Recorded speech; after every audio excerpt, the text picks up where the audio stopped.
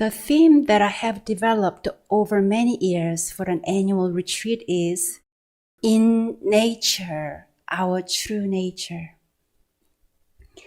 I truly believe that nature is the most powerful gift we've been graced with to support our spiritual journey. At One Dharma Center, we are embraced by nature. Have you noticed? In nature, our true nature. What does this mean?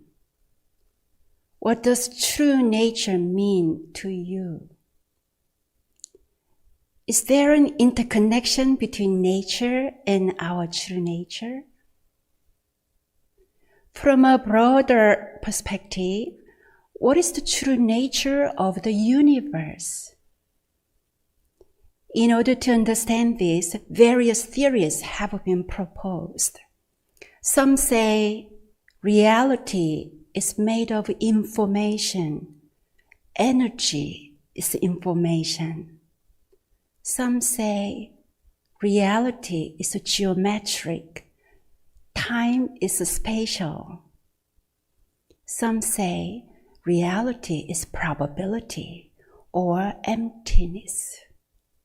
Some say reality is consciousness. Or in the Buddhist koan, all things are the creation of the mind. The universe is often understood as the big picture of time and space. Here we go. Have you heard triple worlds and 10 directions? These are Buddhist expressions depicting the concepts of time and space. Triple worlds. Triple worlds means the time of past, present, and future in the universal realm. 10 directions, as we did 10 direction bowing this morning, symbolically designates every direction in universal space, the 8 cardinal directions, as well as above and below. In Eastern philosophy, we call nature and the universe Chunji. We chanted this word this morning in the Yeongju spiritual chant. Chunji is a single word, but it is usually translated as heaven and earth. However, Chunji is not a recognition of duality.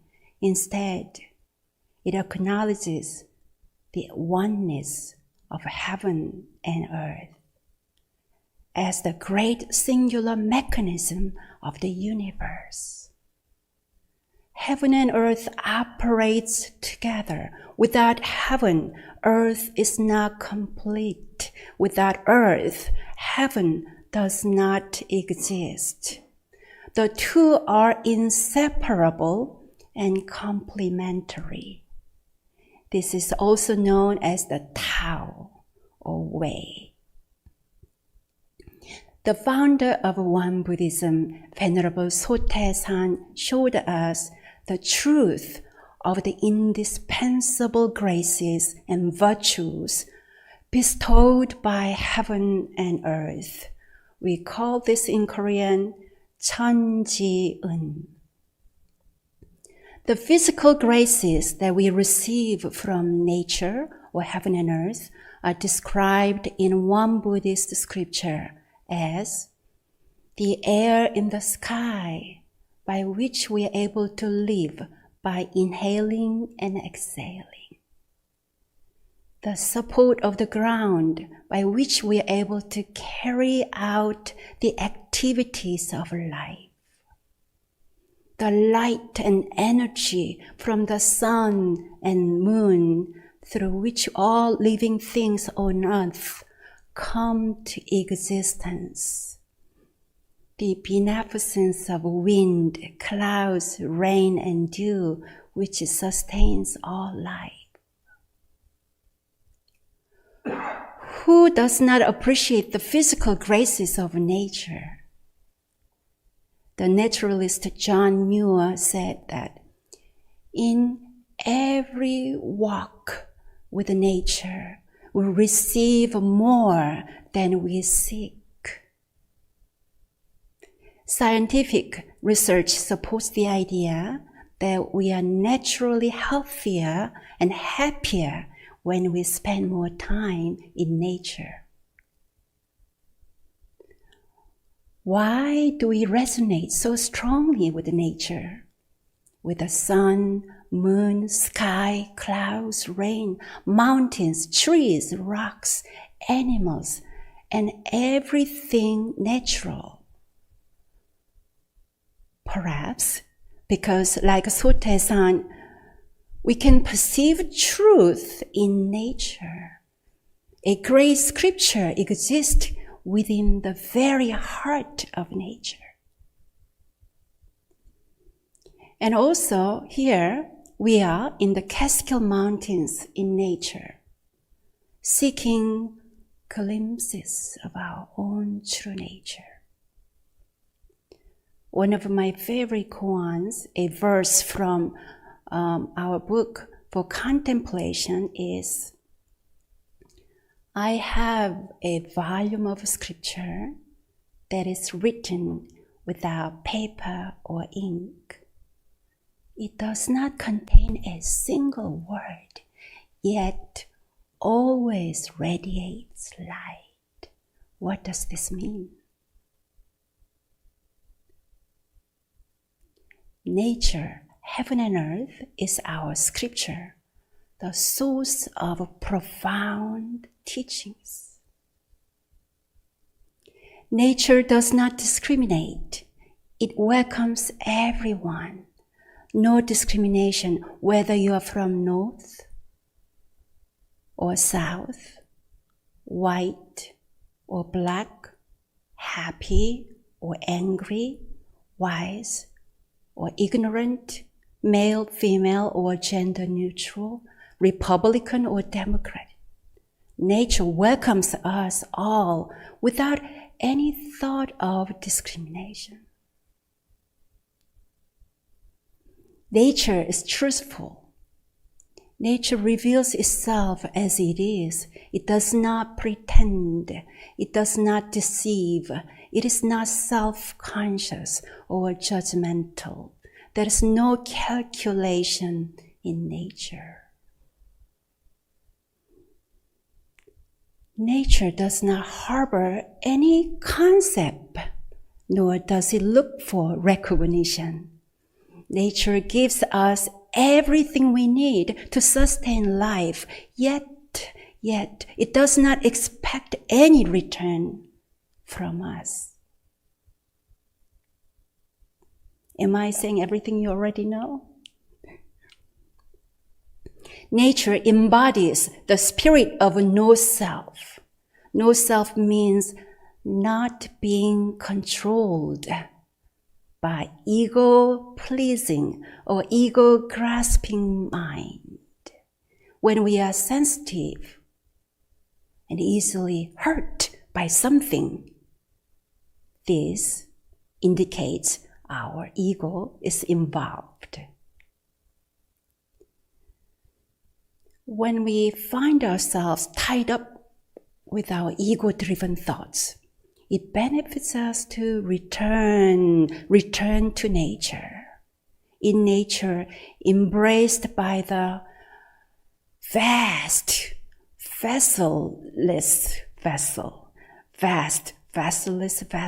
we effortlessly drop and shed notions of a separate self. We drop and shed notions of a separate self. We feel automatically connected as soon as we step in nature. We aspire to be free from our ego-driven mindset and to live with a true nature anchored mind. I sometimes imagine myself as a garden. In this garden, there are many, many weeds. The weeds represent thoughts which I have designed to defend or protect my self-image. So every day I pull out mental weeds so my mind will be less cluttered and free from distraction and disturbance. As you know, one way we pull the weeds from our minds is by calming down our thoughts through meditation. However, I sometimes wonder how helpful it is to keep pulling weeds because there always seem to be more. Should we spend the rest of our lives pulling them? Am I trying to help you by suggesting a task that will never end? Oh my, what is the answer? Now for a different approach. In a garden, we know that to eliminate weeds for good, we have to remove them by the roots. To eradicate our ego selves, we have to find the root cause. Taking care of the root cause is realizing that in reality, there is no garden, therefore no weeds and no one to pull them. No self, no troubling thoughts, and nothing to do. This is the essential dharma of true nature. True nature. Our true nature is the state of mind that exists before sadness, worry, anger, happiness, or joy. In true nature, there is nothing to defend. There is nothing lacking or overflowing.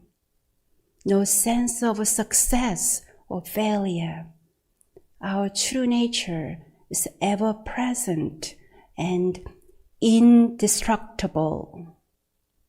Like a volume of scripture that is written without paper or ink, our true nature does not contain a single word, yet always radiates light.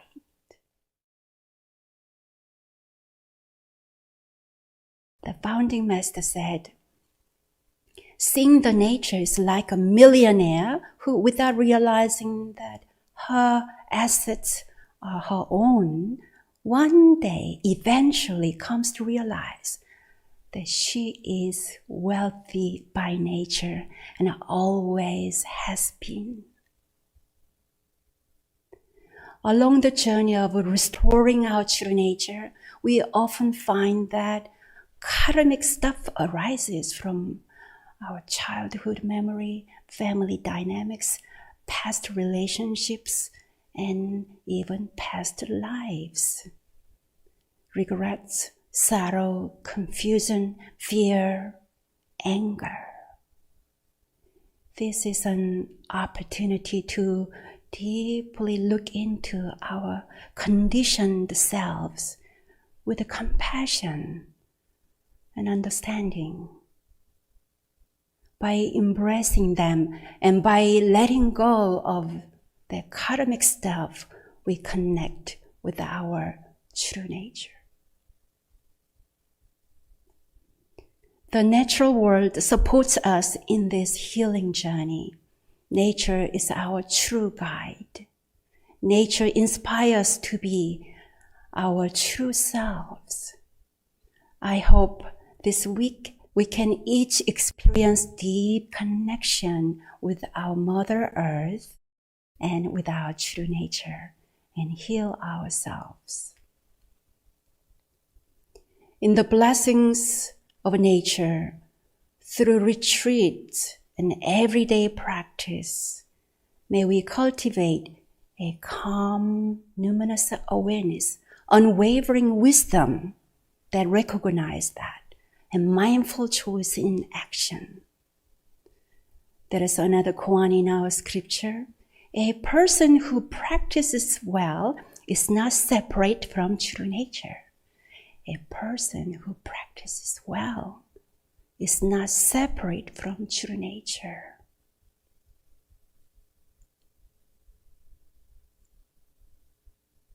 May the light of our true nature shine. Now, what is your true nature? Would you like to know your true nature? Listen.